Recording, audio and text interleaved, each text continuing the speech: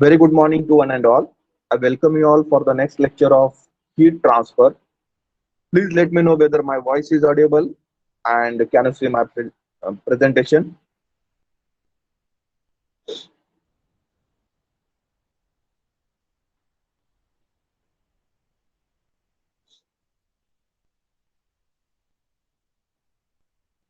Great.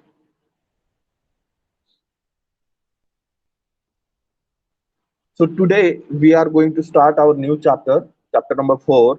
Okay. So chapter number 3 is radiation. We'll take that particular chapter uh, at the end of the syllabus, and the chapter number 4, 5, and 6 will cover in the initial stage. Okay, and then at the last we'll cover the chapter number 3, radiation.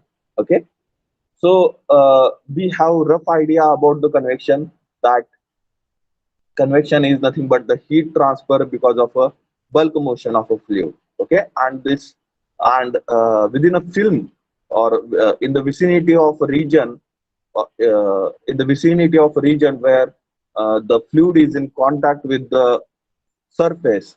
So at that vicinity, the heat is transferred because of a conduction. So we can say that in the convection phenomena, the conduction phenomena also there. Okay, heat transfer by conduction and bulk motion of a fluid molecules called convection. We can say that the heat transfer by conduction and bulk motion of a fluid molecules called as a convection. So we have already discussed one thing, that uh, the heat transfer by convection. Okay, so for that reason we have discussed one law, that is Newton's cooling law. So in Newton's cooling law, we get the equation as Q is equal to H multiplied by A multiplied by delta T. Okay, so if you say the statement of a Newton's law, then heat transfer rate by convection per unit area is directly proportional to delta T.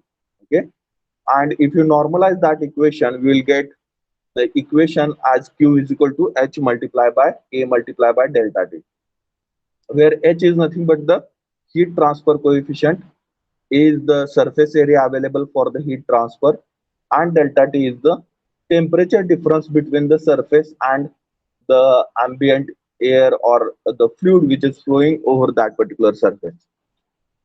Now, while considering this particular thing, we have discussed in a last lecture that to increase the convective heat transfer rate, there are three options with you. One is nothing but to increase the temperature difference, another one is the to increase the convective heat transfer coefficient, and the last one is nothing but to increase the surface area. So in that case, we have discussed that delta T is, or the temperature difference is fixed by design consideration, and if you want to increase the convective heat transfer coefficient, in that case, if the system is transferring the heat by natural convection, then we have to convert that system into a forced convection. And for some cases, or most of the cases, it is not feasible to equip one more equipment at that particular position, as blower or fan or pump. In case of a liquid, the pumps are used to flow the fluid forcefully, so that we can convert the natural convection into a forced convection. Okay, but most of the cases, it is not feasible to use one more extra equipment to transfer the heat. So at the last, we have only one option, that is to increase the surface area, and that we have discussed in the last chapter, that how we can improve the heat transfer rate by increasing surface area, or by using the extended surface area, that is called as a fin. And we have discussed the number of cases related to the fin in the last chapter, and we find out their uh, heat transfer rate, then temperature distribution equation, then fin effectiveness, and fin efficiency. Okay, so that we have discussed in the last lecture. Now we are dealing with the chapter number 4, from today onwards for near about 10 to 15 lectures. So in this particular lecture, we try to understand the basic concept of a convection, okay, then hydrodynamic and thermal boundary layer, because we know that the convection is the phenomena of combination of conduction and bulk motion of a fluid. So heat transfer coefficient, that is nothing but H, is not a property of any fluid or any material, okay, or the substance. It is depend on properties of a fluid. It is depend on properties of a fluid. So that we'll learn in upcoming lectures, that how it is depending on number of properties of a fluid. And because of that, we need to understand the hydrodynamic and thermal boundary layer. Okay. Then local and average convective heat transfer coefficient for laminar and turbulent flow. As we know that there are different types of flows are there: laminar, turbulent, transition. Okay. So as this uh, heat transfer coefficient is depend on a flow property. So one of the major point about the flow property is nothing but type of a flow. Okay, type of a flow. So this heat transfer coefficient also changes with respect to type of a flow. So that is nothing but for laminar flow you'll get a different heat transfer coefficient. For transition flow you'll get different heat transfer coefficient. For turbulent flow you'll get different heat transfer coefficient. Also, this heat transfer coefficient depends on the geometry of product or that particular material. Okay, whether it is plain wall, whether it is cylindrical, whether it is spherical. So according to that also this particular heat transfer coefficient changes. So we have to determine the local and average heat transfer coefficient. So local heat transfer coefficient is nothing but, I would like to tell you that, yeah, at any position to determine the heat transfer coefficient, we have to take the properties of air at particular location. Okay, and then only we can determine the heat transfer coefficient for that particular location. Okay, and at what location on the body you are taking the temperature and the properties of fluid, that particular location we are determining the heat transfer coefficient. So these properties are not constant, as the temperature you will not get the same overall the body. So the heat transfer coefficient goes on changing at a different location. Okay, so in that case, at a particular location, if you take the heat transfer coefficient, then that particular heat transfer coefficient will be considered as a local heat transfer coefficient. And if you are taking the average out of that all the heat transfer coefficient, then that heat transfer coefficient will be considered as a average heat transfer coefficient. Then important part is nothing but the dimensionless number. In this particular chapter we are uh, going to understand the significance of various dimensionless numbers and how to derive that particular dimensionless number. Okay, so dimensional analysis we are going to use to derive the dimensionless numbers. Okay, so the syllabus which is under this particular chapter, university has given the syllabus as concept of a hydrodynamic and thermal boundary layer, then local and average convective coefficient for laminar and turbulent flow, for flat plate and pipe, then a dimensional analysis and their physical significance of a dimensionless number, then Reynolds analogy for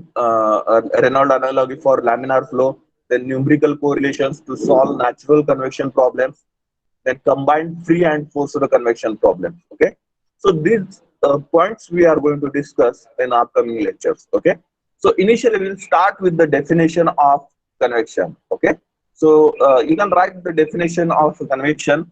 So you can give the name as first point as the introduction. Okay, so in introduction, first point is definition of a convection. So as we have discussed that heat transfer by conduction and bulk motion of a fluid molecules called as a convection. Okay, due to the bulk motion of fluid molecules called convection. Now, where is the conduction happen? Conduction happen at the vicinity of that particular material or that particular product. Vicinity means near to the surface, ho- the fluid present near to the surface. So that particular fluid will be in a physical contact with that particular material. Okay, that particular fluid will be in a physical contact with that particular material, and the heat transfer will happen by conduction.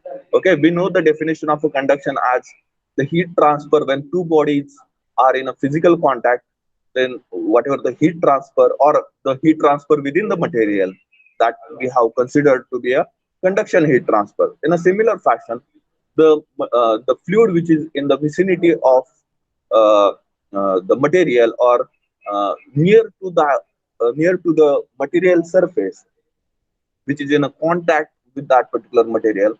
So for small thickness, or we can say that for small film, okay, for small region, the heat transfer happen. That heat transfer is considered to be conduction. Okay, and further, because of that conduction heat transfer, the density difference will happen, and because of heat transfer, the temperature of the fluid will get increased, and the density difference will happen, and that density difference lead to the flow of a fluid. Okay, lead to flow of a fluid. Okay, so here we can say that the definition of a convection is heat transfer by conduction and bulk motion of a fluid molecules called convection. Okay, called convection. So you can write the definition. You can write the definition: heat transfer by conduction and bulk motion of a fluid molecules called convection. Heat transfer by conduction and bulk motion of fluid molecules called convection.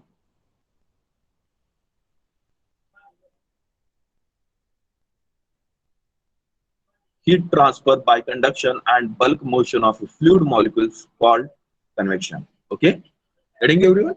So now there are two types of convection heat transfer. There are two types of convection heat transfer. The first one is the free or natural convection that we also learn in the first chapter, free or natural convection, and second one is a forced convection. Now, what is meant by free or natural convection? Okay, so as we have discussed now, that heat transfer or heat carried out by the fluid from the heated surface naturally because of a density difference due to temperature difference is known as a natural or a free convection. Okay, so there is no external agency present in the natural convection or a free convection, and heat is carried out from the surface because of a motion of a fluid, and this motion of a fluid happen because of a density difference, and density difference happen because of a temperature difference. Okay, density difference happen because of a temperature difference. Now, this particular heat transfer or convection mode of a heat transfer will be considered as a natural convection, where no external agency is used. External agency means what? Heat, pump, uh, uh, uh, fan, pump, or a blower. These are the external agencies. We can say that if you are not using that external agency and heat is transferring without the external agency or the fan, blower, or pump, that particular heat transfer will be considered as a natural convection, and opposite to that will be a forced convection.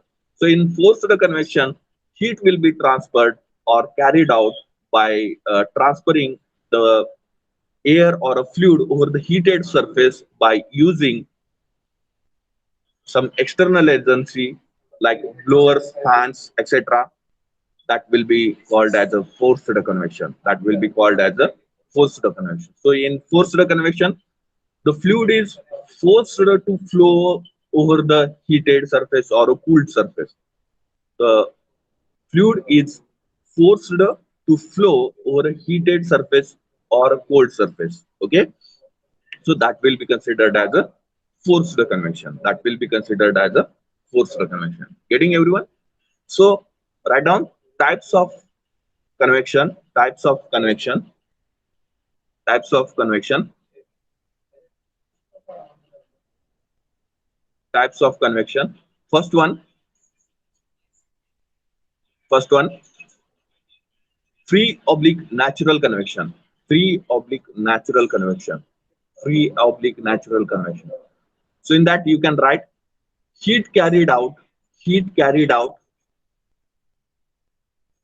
heat carried out, heat carried out by the fluid, by the fluid from the heated surface, from the heated surface, from the heated surface, naturally, from the heated surface, naturally, because of density difference, because of density difference, because of density difference, due to temperature difference, due to temperature difference, due to temperature difference, is known as natural or free convection. Is known as natural or free convection. Okay. Whereas the second type is forced convection. Forced convection.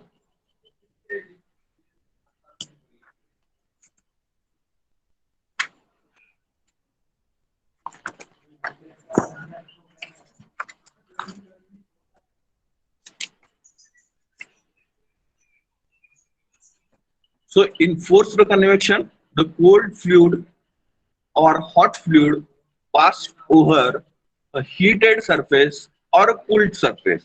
Okay. With the help of an external agency, with the help of an external agency, such as fan, blower, etc., such as fan, blower, or you can say pump also, pump, etc., is termed as forced convection. It's termed as forced convection. Is termed as forced convection. The cold fluid or hot fluid passes over a heated surface. The cold fluid or hot fluid passes over a heated surface or cooled surface with the help of any external agency, with the help of any external agency, such as fan blower, such as fan blower, etc., is termed as forced convection. Okay, is termed as forced convection. Okay, as we have discussed, the governing law of convection heat transfer is nothing but a Newton's law of cooling. Okay, the governing law of convection heat transfer is nothing but Newton's law of cooling. And according to the Newton's law of cooling, the rate of heat transfer per unit area, here I have to write the convective rate of heat transfer, convective rate of heat transfer per unit area is directly proportional to temperature difference. Okay, the convective rate of heat transfer per unit area is directly proportional to temperature difference. So according to the Newton's law of cooling, we can write the mathematical statement of a Newton's law of cooling as Q divided by A is directly proportional to delta T. And when you normalize this equation by removing proportional sign, then we have to introduce one constant, and that constant will be nothing but H. Okay, so we'll get the equation as Q is equal to H multiplied by A multiplied by delta T, where Q is nothing but heat transfer rate, A is nothing but a surface area, delta T is the temperature difference between the surface and surrounding. So Ts minus Ta. H is nothing but heat transfer coefficient. H is nothing but heat transfer coefficient. Okay. So write down the law governing convective heat transfer. The law governing convective heat transfer. Law governing convective heat transfer. Write down the statement. Law governing convective heat transfer. Law governing convective heat transfer. Statement. The convective rate of heat transfer, the convective rate of heat transfer, the convective rate of heat transfer per unit area, per unit area, the convective rate of heat transfer per unit area is directly proportional to temperature difference, is directly proportional to temperature difference, is directly proportional to temperature difference. Mathematically, Q divided by A is directly proportional to delta T, Q divided by A is directly proportional to delta T. Therefore, Q is equal to H multiplied by A multiplied by delta T. Therefore, Q is equal to H multiplied by A multiplied by delta T.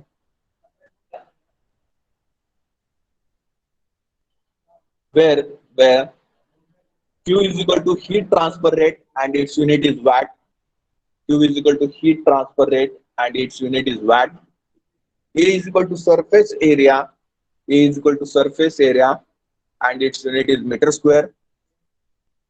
Then delta T is nothing but Ts minus Ta, temperature difference between surface and surrounding fluid, and its unit is degree Celsius or Kelvin, and its unit is degree Celsius or Kelvin. Then H is equal to heat transfer coefficient. H is equal to heat transfer coefficient, and its unit is watt per meter square Kelvin or watt per meter square degree Celsius. Okay, watt per meter square Kelvin or its watt per meter square degree Celsius. Okay, both the units can be used for heat transfer. So you can use Kelvin also and you can use degree Celsius also. There will not be any difference because we are taking the temperature difference. Okay, so degree Celsius also giving the same value and degree Kelvin also giving the same value.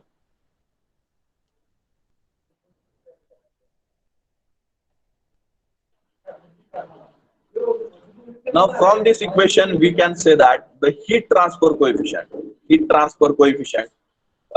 from we are considering the Newton's law of cooling and the heat transfer rate equation as Q is equal to H multiplied by A multiplied by delta T. If you convert this equation in the form of a H, that is nothing but heat transfer coefficient, then we will get the heat transfer coefficient as Q divided by A multiplied by delta T. Okay, and if you take the units of each variable, Q unit is watt, area unit is meter square, and delta T is degree Celsius or degree Kelvin. So we will get the unit of H as watt per meter square degree Celsius or degree Kelvin. Watt per meter square degree Celsius or degree Kelvin. Okay. So heat transfer coefficient, write down heading heat transfer coefficient. Q is equal to H multiplied by A multiplied by delta T. Q is equal to H multiplied by A multiplied by delta T.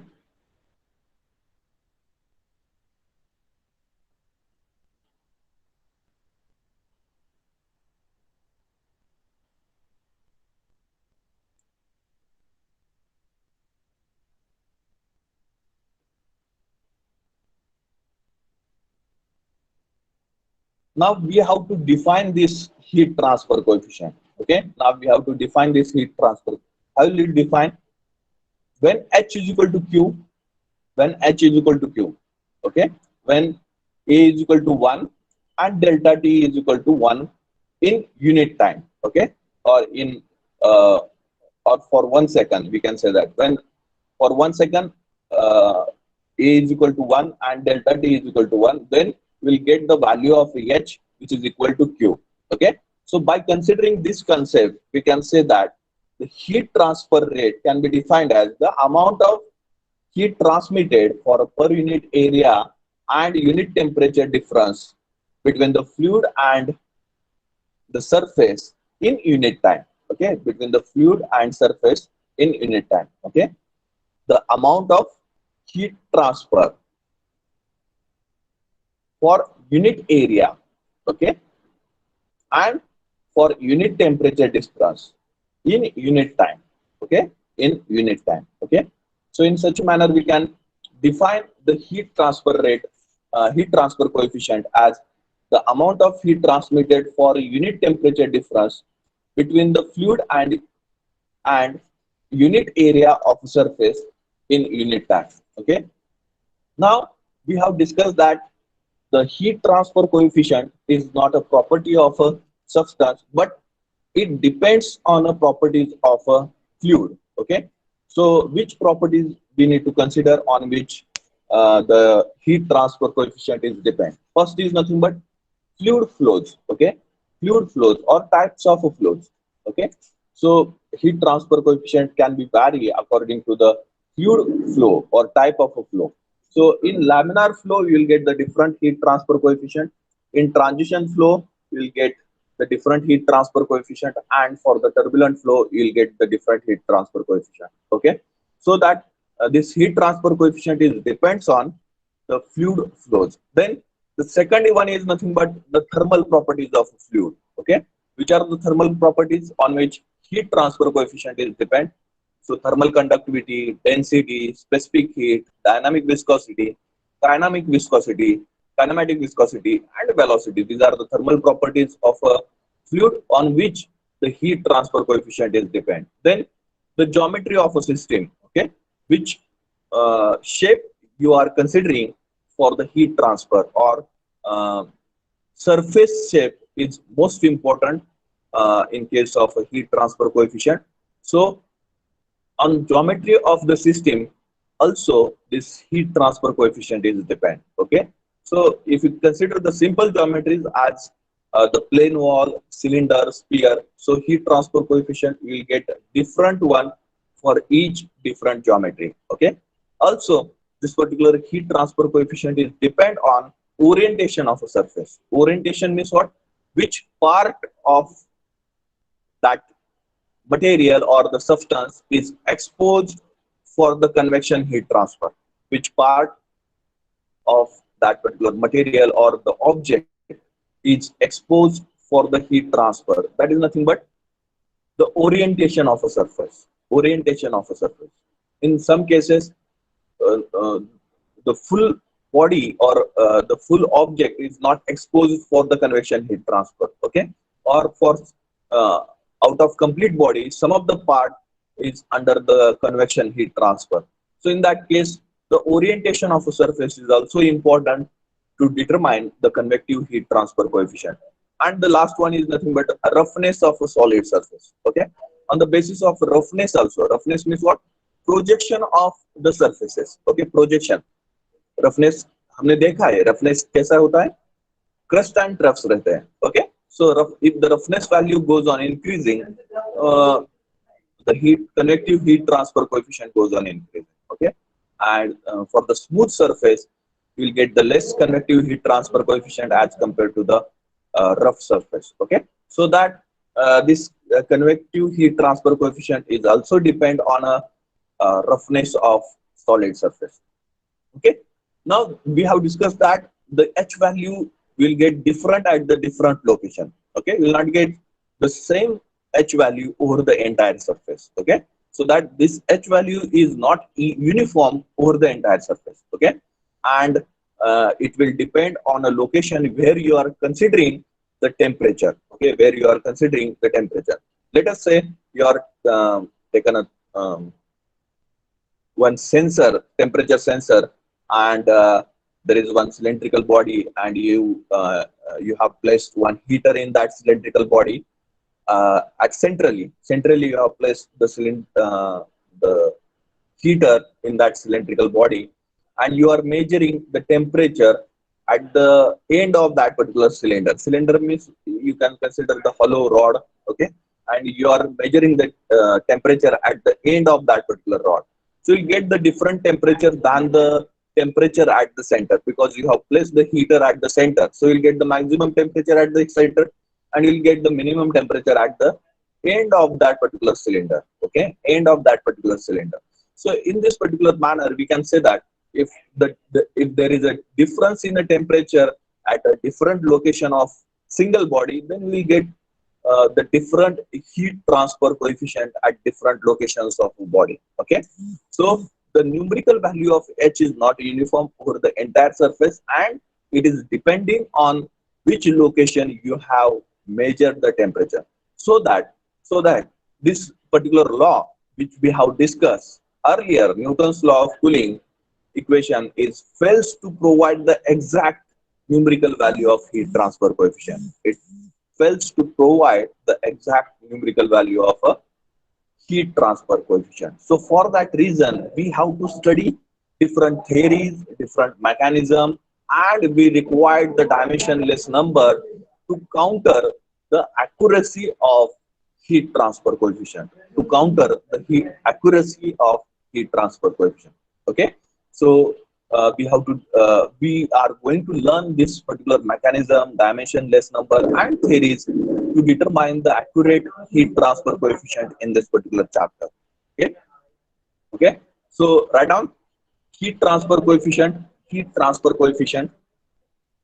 Heat transfer coefficient can be given as can be derived from the Newton's law of cooling as Q is equal to H multiplied by A multiplied by delta T. Q is equal to H multiplied by A multiplied by delta T, where H is equal to H can be written as Q divided by A multiplied by delta T. Q divided by A multiplied by delta T.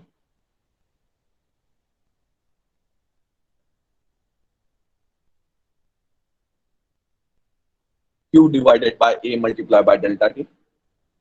Unit is watt per meter square degree Celsius. H unit is watt per meter square degree Celsius. Heat transfer coefficient unit is watt per meter square degree Celsius.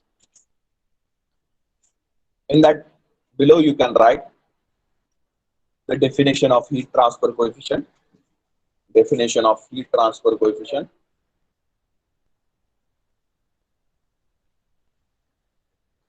The amount of heat transmitted, the amount of heat transmitted, the amount of heat transmitted, the amount of heat transmitted for a unit temperature difference, for a unit temperature difference, the amount of heat transmitted for a unit temperature difference between the fluid and unit area of a surface,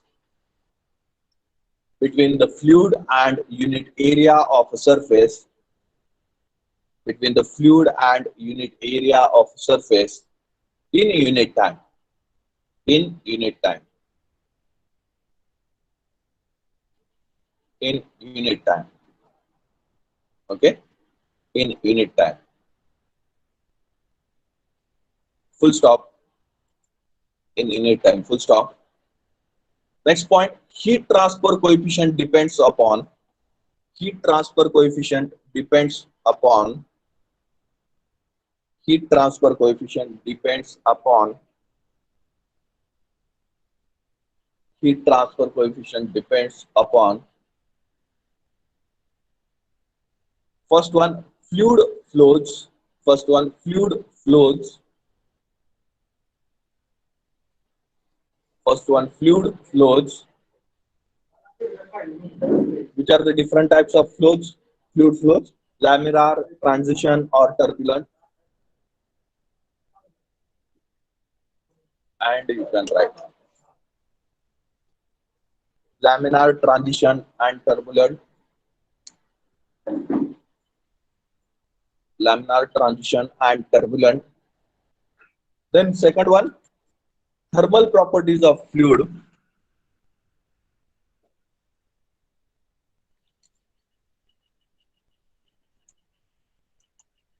Thermal properties of fluid.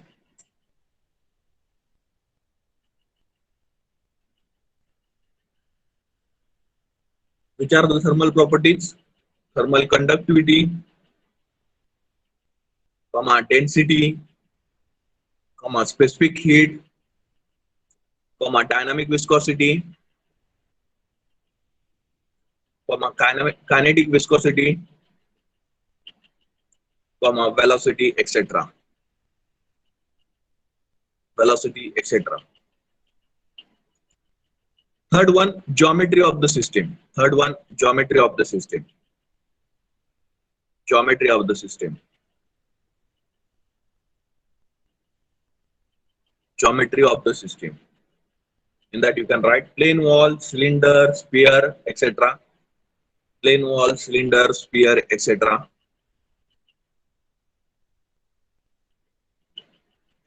Fourth one, roughness of solid surface. Roughness of solid surface. Roughness of solid surface. Roughness of solid surface. And the last one is orientation of surface. Orientation of surface. Orientation of surface. Okay. So write down the next point. The numerical value of H. The numerical value of H. The numerical value of H is not uniform, is not uniform over the entire surface. The numerical value of H is not uniform over the entire surface.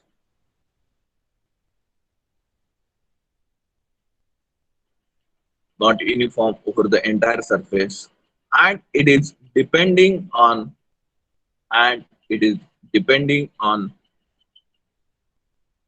and it is depending on at which location at which location at which location we have measured temperature, at which location we have measured temperature.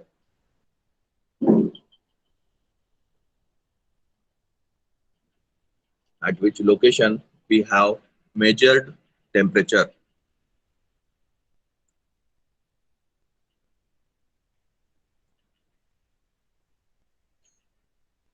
Next point, the Newton's law of cooling equation. The Newton's law of cooling equation fails to give the Newton's law of cooling equation fails to give the exact numerical value of heat transfer coefficient. The Newton's law of cooling equation fails to give the exact numerical value of heat transfer coefficient. Okay, so that how to determine the exact value of Newton's exact value of heat transfer coefficient if the Newton's law of cooling fails to give the exact value. So in that case, we have to use the different theories, mechanisms, and we have to important part is we have to consider the dimensionless number to determine heat transfer coefficient. So write down, for that reason we have to study different theories.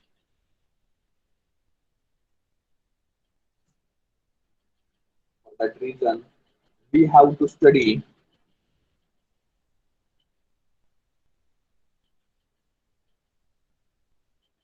different theories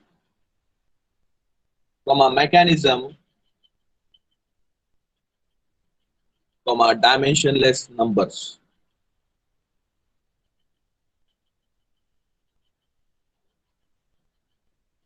From a dimensionless numbers. Okay, getting over everyone. Is there any question, any doubt about the introduction part?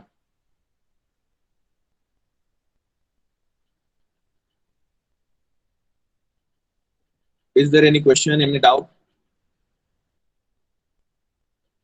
Okay, if not, then we will move ahead. So as we know that the heat transfer coefficient is depending on properties of fluid, we must know the dynamics of fluid. Okay, we must know the dynamics of fluid. So dynamics of fluid, in that we are going to learn the basic terminologies, that is nothing but ideal fluid, real fluid, viscosity, dynamic viscosity, kinematic viscosity. These are the important parts that we have to discuss at the initial stage, so that the further derivations and the concept will be simple to understand. Okay. So what is meant by ideal fluid? So ideal fluid is considered to be a fluid which is having which does not have the viscosity, surface tension, and compressibility. So that particular fluid will be considered as a ideal fluid. But such a fluid is not existing on the earth. Okay, but however, we can say that the fluids at a certain condition we can consider to be ideal fluid. Okay, so with that fluid, so in sometimes some gases or the water will be treated as ideal fluid under a certain condition. So conditions will be in sense of pressure and temperature. Okay, so under certain conditions, some of the fluid will be treated as a ideal fluid. Ideal fluid means the fluid which does not have the viscosity, surface tension, and compressibility. Okay, such a fluid will be considered to be ideal fluid. And the real fluid, second one is a real fluid. The real fluid is one which have viscosity, surface tension, and compressibility. Which have viscosity, surface tension, and compressibility. Okay. So what is meant by viscosity? Viscosity is nothing but the resistance possessed by the fluid to its own flow. Okay, resistance possessed by the fluid to own flow. Okay, you know the resistance definition. Okay, resistance possessed by the flow to its own flow, by the fluid to its own flow is known as a viscosity. Okay, getting everyone? Ideal fluid, a real fluid, and viscosity. So write down dynamics of fluid flow. Dynamics of fluid flow. Dynamics of fluid flow.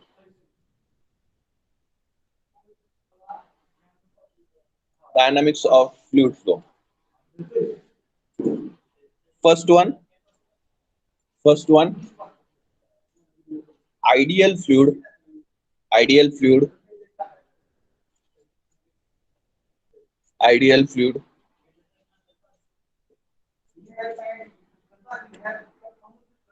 ideal fluid. In that write down fluid with no viscosity,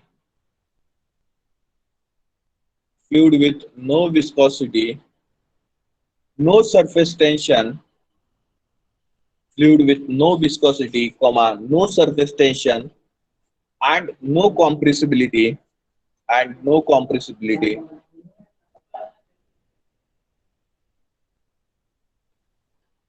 Full stop. In true sense, no such a fluid exists. In true sense, no such a fluid exists in nature.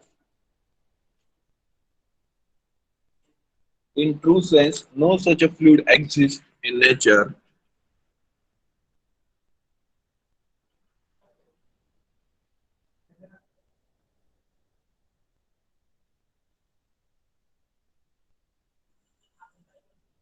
In true sense, no such a fluid exists in nature. Full stop. However, fluid which have low viscosity, however, fluid which have low viscosity, fluid which have low viscosity, such as water, air, okay, some of the petroleum products which is having low viscosity, then gases, okay, different gases which are having low viscosity. Such a fluids can be treated as ideal fluid under certain condition. Can be treated as ideal fluid under certain condition.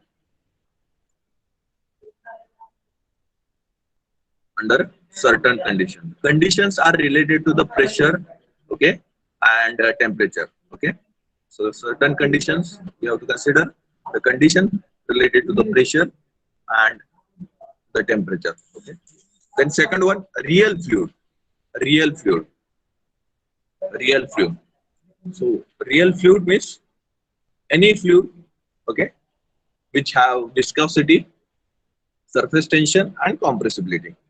A real fluid is one which have viscosity, surface tension, and compressibility.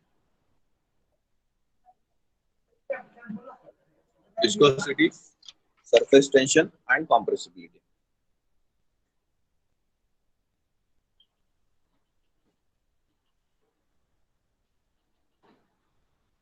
Viscosity, surface tension, and compressibility.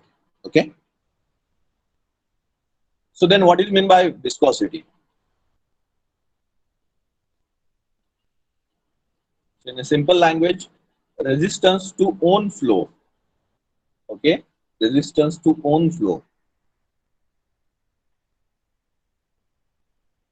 That is nothing but viscosity. So you can write it is defined as a resistance possessed by the fluid, resistance possessed by the fluid to its own flow. Resistance possessed by the fluid to its own flow.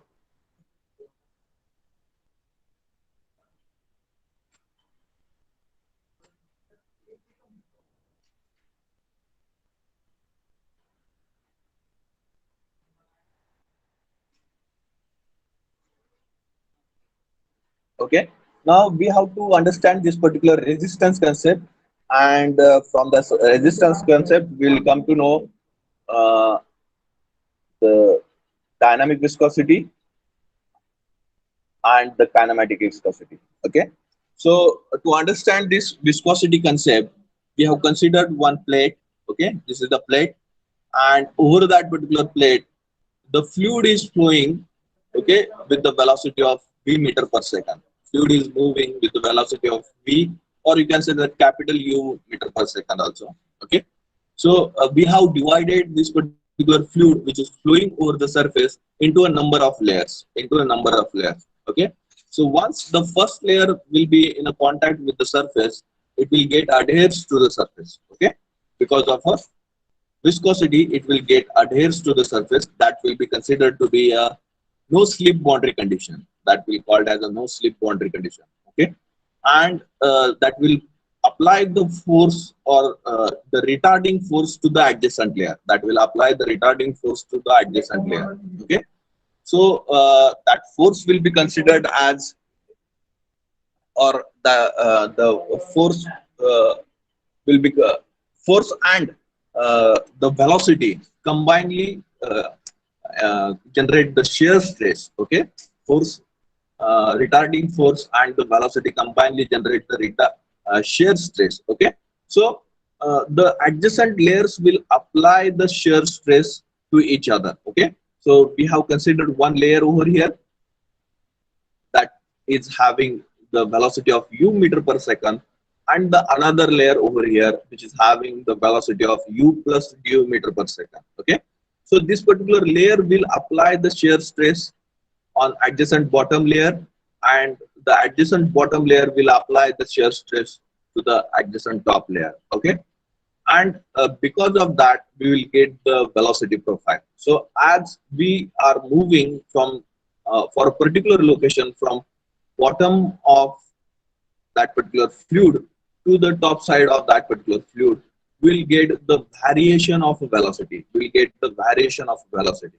So that is nothing but we'll get the velocity profile at that particular location. Okay, at that particular location. If you consider all the points on one line in a y direction, okay, in a y direction, and if you check the velocity at that particular point for the different layers of a fluid, then we get variation of velocity with respect to y-axis, and this particular curve will show the velocity profile for the particular location. Okay, for the particular location. So velocity is 0 at the near to the boundary of surface, and it will goes on increasing in a y direction. Okay, so here we have considered the layer 1 which having the velocity of u meter per second, and layer 2 which is having u plus du meter per second. Okay, which are apart by the distance of dy. Okay, which are apart by the distance of dy. Now the difference between this velocities we will get as a du meter per second. The difference in velocity will get the du meter per second. Okay, so that we can calculate the shear stress. Okay, shear stress as the shear stress is directly proportional to change in velocity with respect to change in distance in a vertical direction. Okay, shear stress is nothing but change in velocity with respect to change in distance in a vertical direction. So shear stress can be written as shear stress is directly proportional to du divided by dy. Okay, so if you write this shear stress as tau, okay, this shear stress as tau, we can write tau is directly proportional to du divided by dy. Okay, shear stress is directly proportional to du divided by dy, where du is nothing but change in velocity and dy is nothing but distance between two layers in a vertical axis. So tau is equal is directly proportional to du divided by dy. So we can normalize this equation by removing proportionality sign, and we have to introduce one constant. So we'll get the equation as tau is equal to mu multiplied by du divided by dy, where this mu is nothing but the dynamic viscosity. And the fluid which are obeying this particular law, okay, the fluid which are obeying this particular equation, tau is directly proportional to du divided by dy. The fluids which are obeying this particular equation is called as a Newtonian fluid. The fluids which are obeying this equation called as a Newtonian fluids. Okay. So from this particular equation, we can get the equation for the dynamic viscosity as mu is equal to tau divided by du divided by dy. Okay, where tau is the shear stress, du is the velocity, change in velocity, and dy is the distance between the two two layers of fluid in a vertical axis. Okay, and if you want to determine the unit of this particular dynamic viscosity, then we have to put up the units of tau, du, and dy. So tau is the stress, okay, shear stress. Shear stress is unit is Newton per meter square. Newton per meter square. Whereas du is the velocity. Velocity unit is meter per second, and dy is the distance. Distance unit is meter. So that we will get the unit of dynamic viscosity, that is nothing but mu, which is equal to Newton second per meter square. Okay, so this is the SI unit. MKS unit you can write it as a kg second per meter square, and CGS unit you can write as a poise. Okay, CGS unit of dynamic viscosity is poise. Okay, so getting everyone. So draw this particular diagram of for the viscosity, and you can give the heading for the diagram as velocity variation near a solid. Velocity variation near a solid. I think you have learned this concept in the second year also, so that I'm not giving that much time for this concept. Okay, just I want to revise you.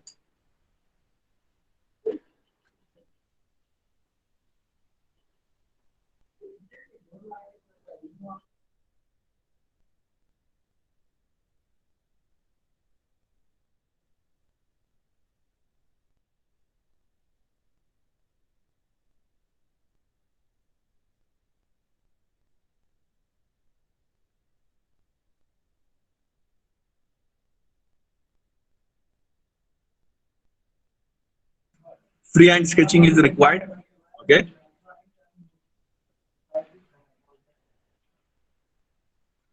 so fluid is flowing over the surface with the velocity of v meter per second. Okay, we have considered all the velocities on at one location on this particular line, and we will get the velocity profile. We have considered the two velocities at a single location, two layers of fluid at a single location.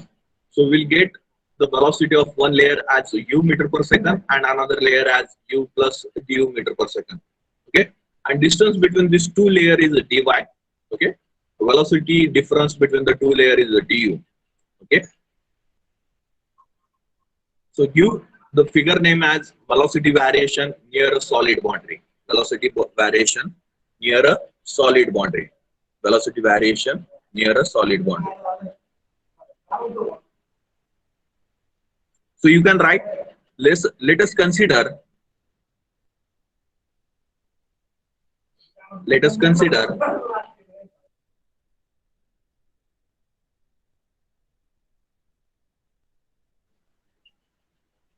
let us consider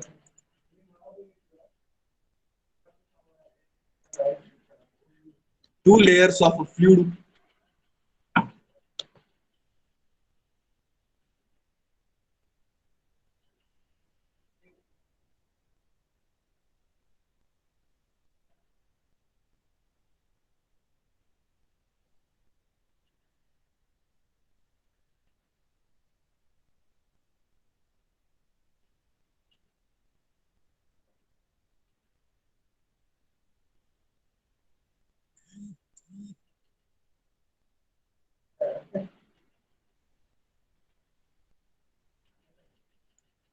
Let us consider two layers of a fluid moving with velocity,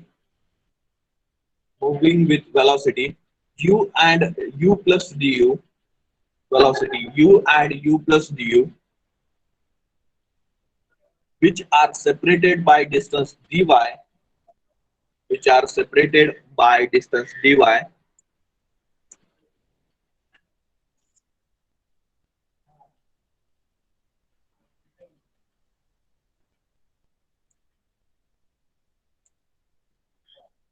which are separated by the distance dy, full stop. The viscosity together with relative velocity, the viscosity together with relative velocity, the viscosity together with the relative velocity, viscosity together with relative velocity causes shear stress. The viscosity together with relative velocity causes shear stress.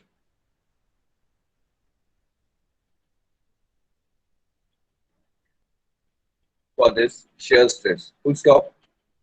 Next one. The top layer causes shear stress on adjacent bottom layer.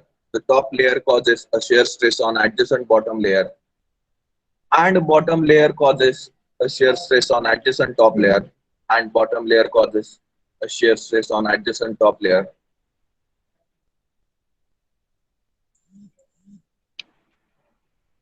Adjacent top layer.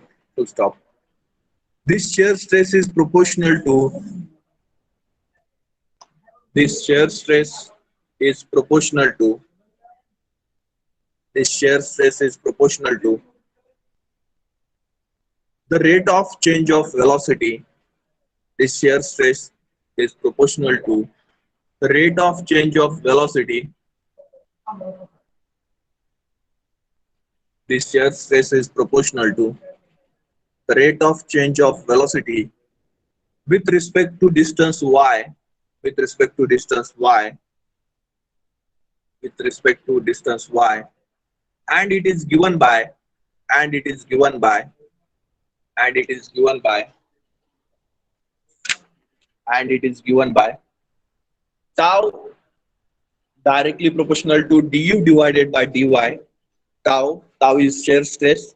Tau directly proportional to du divided by dy, which can be normalized as tau is equal to mu multiplied by du divided by dy. Tau is equal to mu multiplied by du divided by dy, where mu is equal to dynamic viscosity, where mu is equal to dynamic viscosity,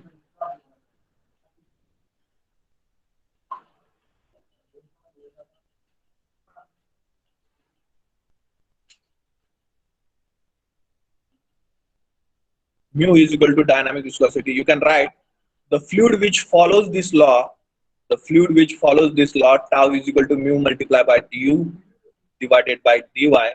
The fluid which follows this law is called Newtonian fluid. The fluid which follows this law is called Newtonian fluid. Newtonian fluid. So from this equation we can write as mu. You can write as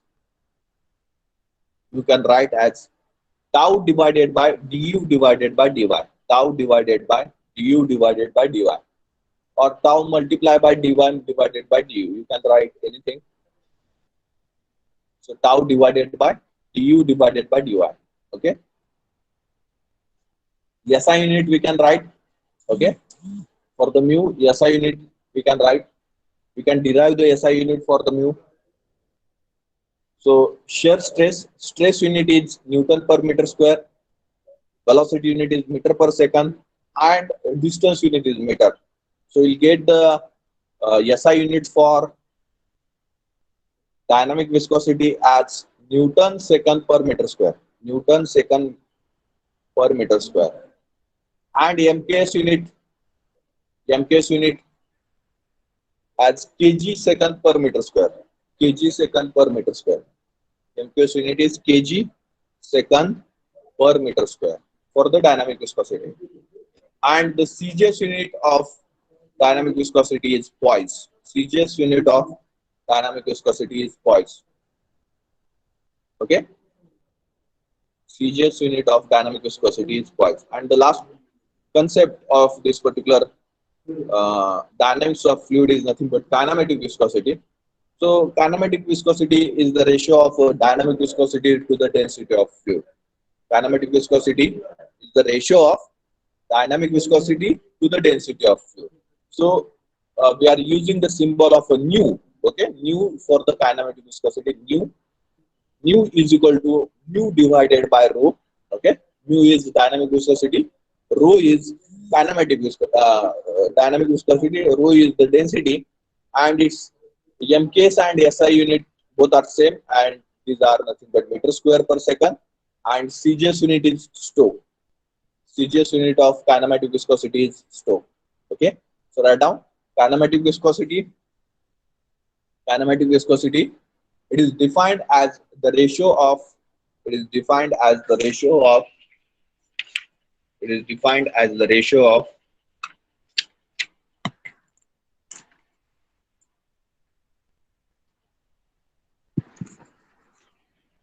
It is defined as the ratio of dynamic viscosity to the density of fluid. Dynamic viscosity to the density of fluid. Okay, so mathematically we'll get the equation as mu is equal to mu divided by rho. Mu is equal to mu divided by rho. MKS and SI unit is meter square per second, and CGS unit is Stoke. Okay, so we'll stop here. In the next lecture, we'll understand the hydrodynamic or velocity boundary layer. Okay, so is there any question, any doubt up till now? If you have any question, any doubt, you can ask. Whether you understood what is meant by heat transfer coefficient, how it is depend on a different quantities or variables or the parameters of fluid, then why we have to consider different mechanisms, different theories to understand or to determine the correct value of H and the dynamics of fluid. Dynamics of fluid. So that points we have covered in this lecture. In the next lecture, we'll try to understand the hydrodynamic boundary layer or velocity boundary layer, and if possible, the thermal boundary layer also. Okay. So if you don't have any question, any doubt, then you can put up your roll numbers in the chat box, and you can leave this particular meeting as early as possible.